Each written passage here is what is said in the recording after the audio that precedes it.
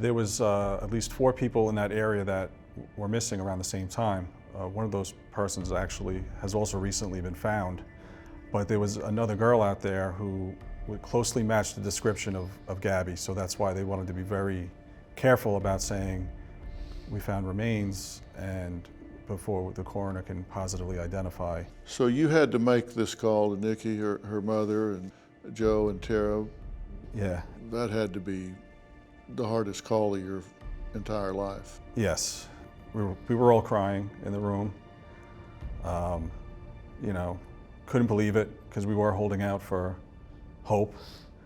I knew what we were potentially going to find when we came here, and I felt that it was my responsibility to make that call.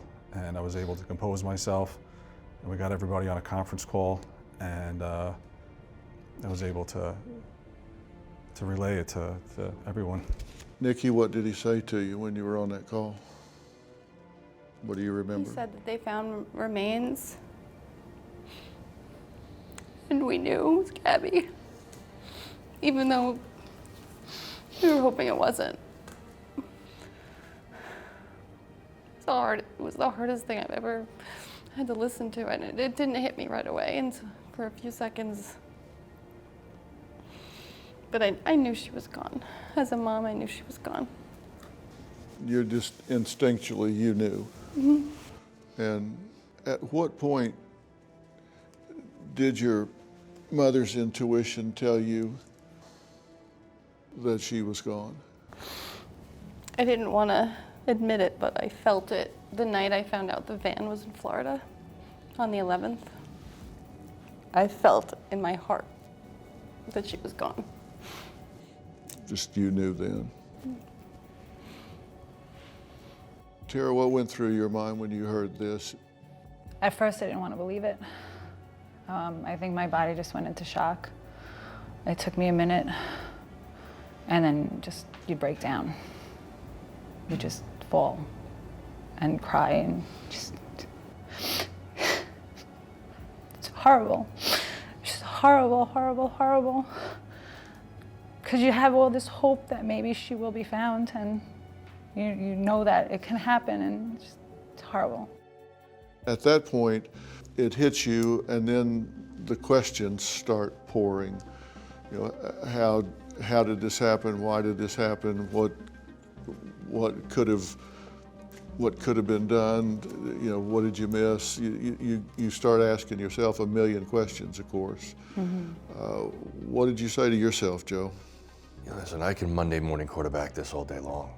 You know, maybe if I pushed harder, you know, to not do it or plan better, or there's really, she's 22. This is not a 14-year-old girl, you know, going on a school trip here. You know, she's an adult, and she's got to make her decisions. So we respected her decisions. We tried to, all of us, tried to best prepare her, and she knew what she was doing. This is not like she decided to, you know, yesterday that she's going on a 3-month trip here, you know? She planned this for a while, for like a year and a half, and that made me feel more confident.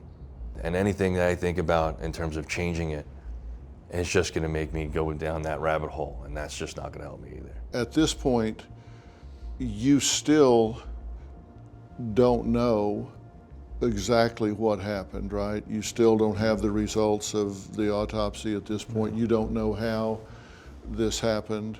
No. Is there any doubt in your mind who caused her death? We've been told by the FBI that it's a homicide. Yeah. I'm not gonna say, to be honest. I'll leave that for the authorities and stuff to figure out, but she's gone. And to me, and I'm not gonna speak for everyone here, but to me, I need to find meaning behind it. It can't be in vain. It can't be a meaningless death. I won't let that happen. I'm not gonna let him take her name in vain. Do you have a story or a question for me? Click the link in the description and tell me what in the world is going on.